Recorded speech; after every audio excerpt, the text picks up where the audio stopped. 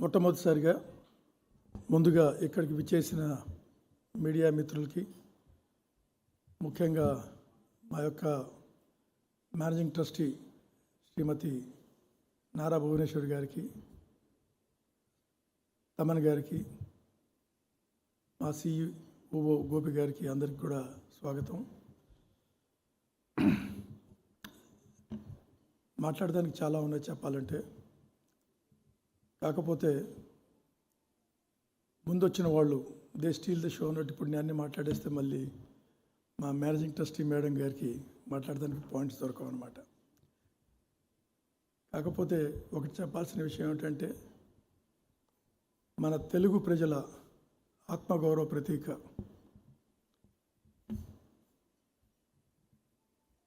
విశ్వవిఖ్యాత నట సార్వభౌమ పద్మశ్రీ డాక్టర్ నందమూరి తారక రామారావు గారి స్మారకార్థం 1997లో ఈ ఎన్టీఆర్ ట్రస్ట్ని మన విజనరీ లీడర్, మన ప్రియతమ నాయకుడు, అప్పటి ఉమ్మడి రాష్ట్ర ముఖ్యమంత్రి, మళ్ళీ ఇప్పుడు ప్రజెంట్ CBN 4 మళ్ళీ మన ఆంధ్ర రాష్ట్ర ముఖ్యమంత్రి శ్రీ నారా చంద్రబాబు గారి విజన్తో ఇది స్థాపించబడింది. ఏ ఆశయాల కోసం ఎన్టీఆర్ గారు పాటుపడ్డారో, ఏ విధంగా ఆయన మహిళలకు ఆస్తిలో సమాన భాగం ఇచ్చారో, ఏ విధంగా ఆయన రెవెన్యూ చట్టాల్లో